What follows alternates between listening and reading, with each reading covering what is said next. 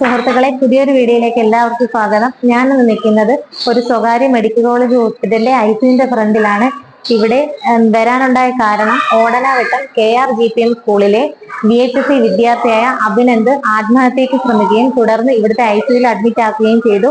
അപ്പൊ അതെന്താണ്, അത് അങ്ങനെ വരാനുണ്ടായ കാരണമെന്ന് അവന്റെ അമ്മയുടെ തന്നെ നമുക്ക് ചോദിച്ചറിയാം. എന്താണ് സംഭവിച്ചത്? നമ്മളിപ്പോ ഇങ്ങനെ ഒരു വാർത്ത അറിഞ്ഞാണ് വന്നത്. സത്യാവസ്ഥ എന്താണ്? എന്നാണ് ഇത് സംഭവിച്ചത്? എന്താണ് കാരണം? ഇത് കഴിഞ്ഞ ജൂൺ 19-ാം തീയതി എന്തോ ഒരു ചെറിയ പിള്ളേർ തങ്ങളുടെ ഒരു അടിപിടി കേസ് അവിടെ നടന്നു. അത് ഒരു പയ്യനെ ആരോ അടിക്കുകയൊക്കെ ചെയ്തു. ആ കൂട്ടത്തിൽ മോനും ഉണ്ടെന്നുള്ള ഇതിലാണ് അവിടെ ഇത് വിളിച്ചത്.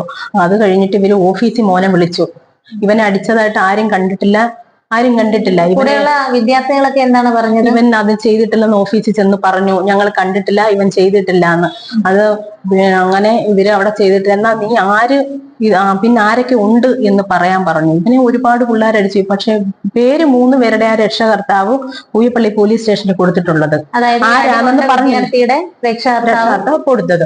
അത് ആരാ എന്ന് പറഞ്ഞിട്ടില്ല. 3 വിദ്യാർത്ഥികൾ അടിച്ചെന്നേ ഉള്ളൂ. അപ്പൊ ഇത് എന്റെ മോനും കൂടെ അടിച്ചതായിട്ട് സ്കൂളുകാരാക്കി. അങ്ങനെ ഇവനെ അവരുടെ ആരാക്കി? പ്രിൻസിപ്പളും അവരുടെ ബാക്കിയുള്ള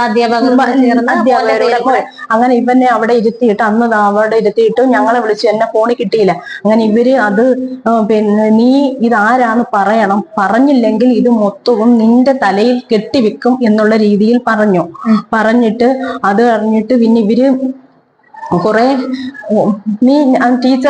ടീച്ചറെ ഇത് ക്യാമറയിൽ എടുത്ത് CCTV നോക്കൂ, ഇത് ആരാ ഇത് ചെയ്തതെന്ന് അന്നേരം അറിയാലോ. ഇവര് നോക്കൂല. അത് മോനാണ് പറഞ്ഞത്. മോൻ പറഞ്ഞു CCTV നോക്കൂ ടീച്ചർ എന്ന് പറഞ്ഞിട്ട് ഇവര് കേട്ടില്ല.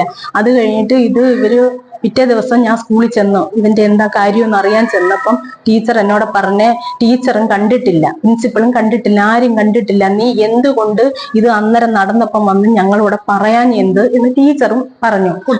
മോന്റെ അടുത്ത് പറഞ്ഞു. ഞാനും പറഞ്ഞു എന്താ പറയാൻ എന്താന്ന്. അന്ന് തന്നെ എല്ലാ കുട്ടികളും പറഞ്ഞു അഭിനന്ദ് ചെയ്തിട്ടില്ല, അവൻ ചെയ്തിട്ടില്ല, ഞങ്ങൾ ആരും അവൻ ചെയ്യുന്നത് കണ്ടില്ല എന്ന് പറഞ്ഞു. എന്നിട്ട് ഈ കുട്ടിയുടെ രക്ഷകർത്താവ് പരാതിപ്പെട്ട് ഇവരെ 15 ദിവസത്തേക്ക് പിന്നെ സ്കൂളിൽ നിന്ന് പുറത്താക്കി. 3 പേരെയും. ഈ പറഞ്ഞ 3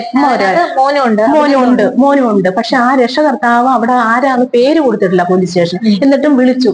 15 ദിവസം കഴിഞ്ഞപ്പോ ഇവര് വിളിച്ചു കഴിഞ്ഞിട്ട് പോലീസ് ഇവനെ ചോദിച്ചു എന്താ കാര്യം ചോദിച്ചു. അന്നേരം പറഞ്ഞ അഭിനന്ദിന്റെ പേർക്ക് ഒരു കേസും കൂടെ ഉണ്ട്. അതായത് സ്റ്റേഷനിൽ ചെന്നപ്പോ മോന്റെ അടുത്ത് പറഞ്ഞു, പോലീസുകാർ ഒരു പേസ്. അന്നേരം ഇവൻ തന്നെ ചോദിച്ചു അത് ആരാ സാറേ തന്നേത് എന്താന്ന് ചോദിച്ചപ്പോ പറഞ്ഞു അത് പ്രിൻസിപ്പൾ അടിക്കുന്നതായിട്ട് കണ്ടു. കണ്ടിട്ടില്ല എന്ന് പറഞ്ഞ പ്രിൻസിപ്പള് കണ്ടു എന്നങ്ങ അവിടെ പരാതിപ്പെട്ടു. എന്നിട്ട് എന്നെ എപ്പോഴും ഇവര് വിളിച്ചിട്ട് പറയുന്നത് അവന് നഷ്ടപരിഹാരം കൊടുക്കണം ആ കുട്ടിക്ക്. അവര് ഞങ്ങളുമായിട്ടൊന്നും ബന്ധപ്പെടുന്നില്ല. ഈ പ്രിൻസിപ്പൾ പറയുന്നത് പരാതി കൊടുക്കണം എന്നാണ് പറയുന്നത്. പരാതി കൊടുക്കുമല്ല, പൈസ കൊടുക്കണോ അവനെ ചെലവായത്. ഈ അടിച്ചെന്ന് പറയുന്ന വിദ്യാർത്ഥിക്ക് നിങ്ങൾ പൈസ കൊടുക്കണമെന്നാണ് പ്രിൻസിപ്പൾ പറയാം. അപ്പൊ ഞാൻ പറഞ്ഞ് അത് കൊടുക്കുന്ന കാര്യം അവിടെ നിൽക്കട്ടെ, CCTV നോക്കൂ, ഇതാരാ ചെയ്തിട്ടുള്ളത് എന്തോന്ന് നോക്കാൻ പറഞ്ഞപ്പോ അവര് നോക്കൂല. മോൻ കാല് പിടിച്ച് പറഞ്ഞു ടീച്ചറെ നോക്ക്. അപ്പൊ ഞാൻ പറഞ്ഞു പൈസ കൊടുക്കത്തില്ലെന്ന് പറഞ്ഞത് കാര്യം ഇതെന്താണ് ഇത് അതിന്റെ തെളിവ് കണ്ട. അല്ലെങ്കിൽ ഞാൻ പറഞ്ഞു കൊടുക്കത്തില്ല. അങ്ങനെ കൊടുക്കണം. ഇവൻ തെറ്റ് ചെയ്തിട്ടുണ്ടെങ്കിൽ ഇവൻ ജോലി ചെയ്ത് പൈസ കൊടുക്കണമെന്ന് ഞാൻ പറഞ്ഞു. അത് മാത്രവുമല്ല, പ്രിൻസിപ്പൾ ഒത്തിരി പ്രാവശ്യം പറഞ്ഞു നീ എന്ത് തെറ്റാ നിനക്ക് ചെയ്തേന്നറിയാമോ, നീ 2 വർഷം ജയിലിൽ കിടക്കത്തക്കോണമുള്ള ശിക്ഷയാണ് നീ ചെയ്തത്. 2 വർഷം 17 വയസ്സ് എന്താ അതൊന്നല്ല മേഡം. ഇപ്പൊ എന്തെല്ലാം കേസുകൾ നടക്കുന്നു. ഇതൊരു തുച്ഛമായ ഒരു കേസിന് ഈ മോന്റെ അടുത്ത് 17 വയസ്സുള്ള മോന്റെ അടുത്താണ് ഇവർ പറയുന്നത് 2 വർഷം നീ ജയിലിൽ കിടക്കുമെന്ന്. അവന്റെ കുഞ്ഞു മനസ്സില്ല. അതൊന്നല്ല, ഇവൻ അത് പോലീസ് സ്റ്റേഷനിൽ വിളിപ്പിച്ചു. അത് കഴിഞ്ഞിട്ട് വീട്ടിൽ വന്നിട്ട് പിറ്റേന്ന് ഇവര് വിളിച്ചു. പിന്നെ എന്താ സ്കൂളിൽ നിന്ന് വിളിക്കുക, പിറ്റേന്ന് തൊട്ട് ക്ലാസ്സിന് വരാൻ പറഞ്ഞു. അങ്ങനെ ക്ലാസ്സിന് വരാൻ ഞാൻ പറഞ്ഞു ഇങ്ങനെ പറഞ്ഞു.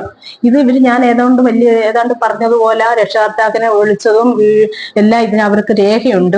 പിന്നെ ഇന്നലെ നമ്മൾ അറിയുന്ന ഒരു കാർഡ് ഇട്ടെന്നു. ഞങ്ങൾക്ക് കാർഡ് എന്താണെന്ന് അറിയത്തില്ല. അവര് ഇന്നലെ പറയുന്ന സ്കൂളിൽ ചെന്ന് പറയുന്നത് അവരെന്തോ ഒരു കാർഡ് ഇട്ട് ഇവൻ തിരിച്ചു ചെല്ലാനാണോ എന്തോ നമുക്ക് അറിയത്തില്ല. ഞങ്ങൾക്ക് കാർഡ് കിട്ടിയെങ്കിലല്ലേ അല്ലാതെ സ്കൂളിൽ നിന്ന് നിങ്ങൾ ഇതുവരെ സ്കൂളിലെ പ്രിൻസിപ്പാളോ അവിടുത്തെ അധ്യാപകരോ ഇവന്റെ ക്ലാസ് ടീച്ചറോ ഒന്നും ഇതുവരെ നിങ്ങളെ ബന്ധപ്പെടുകയോ എന്തെങ്കിലും ഈ ഹോസ്പിറ്റലിലായനക്കോ ഹോസ്പിറ്റലായിട്ട് 48 മണിക്കൂറായി ഇതുവരെ അവര് വിളിച്ചില്ല. എന്റെ മോന് ഇവിടെ വരുമ്പോ ഇത് കഴിക്കാനുള്ള കാരണം എന്ന് പറഞ്ഞാൽ ഈ പ്രിൻസിപ്പളിന്റെ ഈ ഒരു പറച്ചിലാണ്. അത് കേട്ട് ഇവനാണെങ്കിൽ മാനസികമായിട്ട് വീടിന് പുറത്തിറങ്ങത്തില്ല, കളിക്കത്തില്ല, ഭക്ഷണം കഴിക്കത്തില്ല, ദേഷ്യപ്പെടും. ഇങ്ങനെയൊക്കെയുള്ള ഒരു അവസ്ഥയിലായിരുന്നു ഞാൻ മോനെ കൗൺസിലിംഗ് അങ്ങനെ എന്നിട്ട് നമ്മൾ ഈ ടീച്ചറിനെ വിളിക്കും.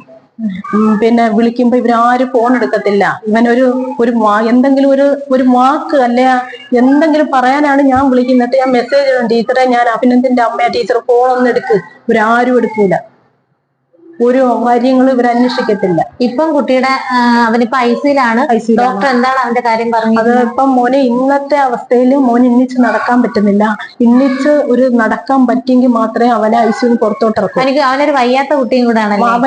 മോന് വയ്യാത്തൊരു ജന്മന അവന് ഹാർട്ടിന് ചെറിയൊരു പ്രശ്നം ഉണ്ടായിരുന്നു. അതെല്ലാം നമ്മളിവിടെ പറഞ്ഞാണ് അവനെ കൊണ്ടാക്കിയത്. ഹെഡ്മിസ്ട്രസിന്റെ പേരിൽ നമ്മൾ കൊടുത്തിട്ടുണ്ട് പരാതി. നമ്മൾ കൊടുക്കാതിരിക്കാൻ പറ്റത്തില്ല. എന്ന് പറഞ്ഞാൽ എന്റെ മോൻ ഈ ഒരു അവസ്ഥയിലായി ഇവിടെ ഞങ്ങൾ കൊണ്ടുവരുമ്പോ ബോധമില്ല എന്ന് പറഞ്ഞാൽ ഇത് നിയമത്തിന്റെ മുന്നിൽ കൊണ്ടുവരണം എന്ന് പറഞ്ഞാൽ ഇത് നാളെ ഒരു രക്ഷകർത്താവിന് ഈ ഒരു അവസ്ഥ വരരുത്. ഏത് സ്കൂളിലായാലും ഇങ്ങനൊരു അവസ്ഥ വരരുത്. അതേ എനിക്ക് പറയാനുള്ളൂ. അതെന്താന്ന് വെച്ചാൽ സർക്കാരോ വിദ്യാഭ്യാസ മന്ത്രി ഇതിന് ഇടപെട്ട് ഇനി ഒരു കുട്ടിക്ക് ഈ ഒരു അവസ്ഥ വരാതിരിക്കാൻ ചെയ്യണം എന്തോന്ന് വെച്ചാൽ. അപ്പൊ നിങ്ങളാ അമ്മ പറഞ്ഞതും അമ്മയുടെ വേദനയൊക്കെ നിങ്ങൾ കേട്ടു. ഒരു വയ്യാത്ത കുട്ടിയാണ്. അപ്പൊ പിന്നെ സ്കൂളിലാരടുത്ത് പറയാനുള്ളത് ഇത്രയേ ഉള്ളൂ. അപ്പൊ അവിടുത്തെ പ്രിൻസിപ്പാളെ എന്തിന്റെ പേരിലായാലും ആ വിദ്യാർത്ഥികളും അവരുടെ രക്ഷകർത്താക്കളും തമ്മിൽ സംസാരിച്ച് തീരേണ്ട ഒരു പ്രശ്നമാണ് ഇന്ന് താണ്ടെ ഈ ICU വരെ എത്തിച്ചേക്കുന്നത്. അപ്പൊ ആ കുട്ടിക്ക് എന്തെങ്കിലും സംഭവിച്ചു പോയിരുന്നെങ്കിൽ ഈ സ്കൂളിലെ അധ്യാപകരോ അല്ലെങ്കിൽ പ്രിൻസിപ്പാളോ അതിനൊരു ഉത്തരം പറയാൻ നിങ്ങളെ കൊണ്ട് പറ്റുമായിരുന്നോ? പക്ഷെ നമുക്കത് ആ അമ്മയുടെ വാക്കുകൾ നമുക്ക് കേട്ടിട്ട് സഹിക്കാൻ പറ്റുന്നതിലും അപ്പുറമാണ്. അപ്പൊ എന്തായാലും ഇതിന് ആ അമ്മയ്ക്കും കുട്ടിക്കും അതിന് കൃത്യമായിട്ടുള്ളൊരു നീതി ലഭിക്കട്ടെ എന്ന് നമ്മളും ആഗ്രഹിക്കുന്നു. പിന്നെ ആത്മഹത്യ ചെയ്യുന്ന ആളുകളുടെ അടുത്ത് ഒന്നേ പറയാനുള്ളൂ, ആത്മഹത്യ ഒന്നിനും ഒരു പരിഹാരമല്ല. നിങ്ങൾക്ക് എന്തെങ്കിലും സംഭവിച്ചു കഴിഞ്ഞാൽ നിങ്ങളുടെ മാതാപിതാക്കൾക്കും നിങ്ങളുടെ വീട്ടുകാർക്കും മാത്രമാണ് അതിന്റെ നഷ്ടം. ആ മാതാപിതാക്കളെ കണ്ണുനീര് ഒരു കാലത്തും പോരുകയില്ല.